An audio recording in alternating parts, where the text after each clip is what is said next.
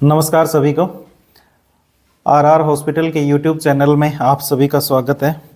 आज हम एक नए टॉपिक पर बात करेंगे, एसाइटिस, जिसको जलोदर भी बोलते हैं, और पेट में पानी भरना, उदर शोथ, जलोदरी या ड्रॉप्सी के नाम से भी जाना जाता है।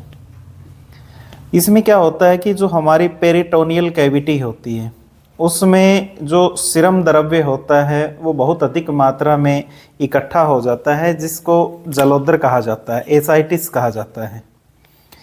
जब हमारी उदर गुहा होती है उसमें जो ये तरल पदार्थ होता है वो 1.5-2 लीटर से कम हो तो इसकी उपस्थिति का पता नहीं चल पाता है, लेकिन यदि इससे अधिक मात्रा हो जाती है तो पता चलता है।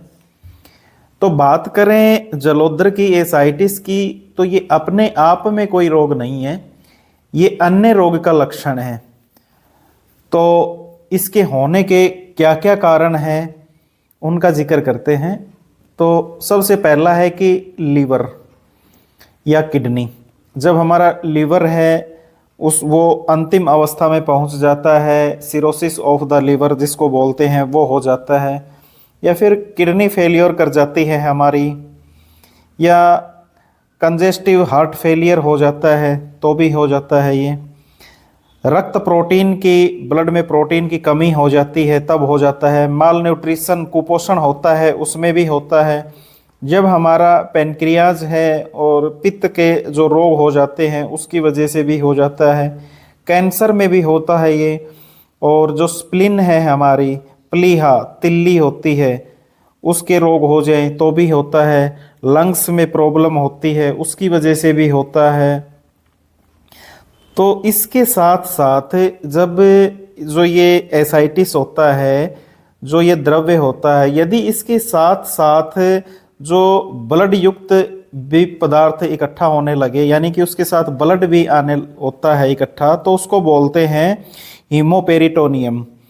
और कई बार जो ये फ्लूइड होता है उसके साथ काइल भी उपस्थित होता है इसमें। तो इसमें जो रोगी होता है उसके पेट में पानी भर जाता है तो उसकी वजह से उसको बड़ा कष्ट होता है, रोगी को सांस लेने में भी दिक्कत होती है इसकी वजह से। तो लक्षण क्या क्या दिखाई देंगे इसकी वजह से? लक्षण होते हैं कि रोगी का जो वजन है उसमें अत्यधिक वृद्धि हो जाती है, पेट में बेचैनी रहने लगती है, क्योंकि पेट में पानी इकट्ठा हो जाता है तो भारीपन की वजह से काफ़ी कष्ट महसूस होता है, सांस लेने में भी काफ़ी कठिनाई होती है, कॉन्स्टिपेशन रहने लगेगा पेशेंट को, और हृदय का अधिक धड़कने लग जाता है, चलने फिरने में, काम करने में कष्ट महसूस होता है। और रोगी जैसे जिस करवट भी सोता है रोगी, तो उसी ओर का जो पेट है वो फूलने लग जाता है। तो इसमें हमें क्या क्या करवाना चाहिए, क्या क्या इन्वेस्टिगेशन करवाना चाहिए? सबसे पहले तो इसमें हमें अल्ट्रासाउंड से जांच करवानी चाहिए ताकि जलोदर का निदान है वो आसानी से हो सके। इसके अलावा लीवर की बायोप्सी है वो करवानी चाहिए, किडनी फंक्शन टेस्ट है वो करवानी चाहिए, और पेरिटोमाइस्कोपी है वो भी करानी चाहिए इसमें, क्योंकि मोस्टली है लीवर के कारण है वो जलोदर रोग होता है। इसमें जो रोगी होता है उसका लीवर है खूब बड़ा हो जाता है। तो इसमें क्या क्या चिकित्सा हम कर सकते हैं, क्या क्या आयुर्वेदिक, शास्त्रोक्त आयुर्वेदिक योग है वो हम इसमें प्रयोग कर सकते हैं।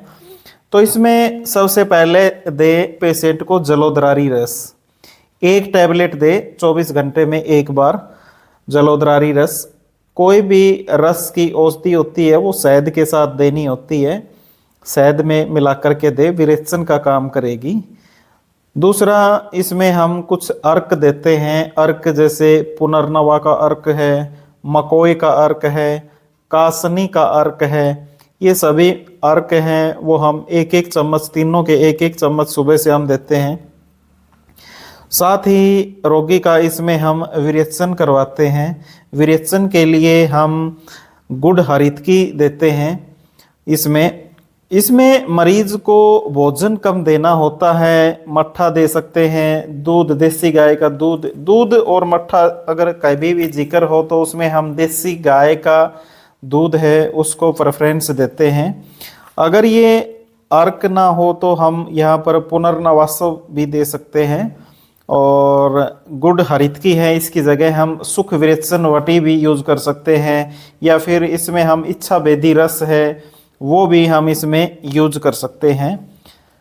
तो ये था आज का हमारा एसाइटिस जलोदर के बारे में टॉपिक।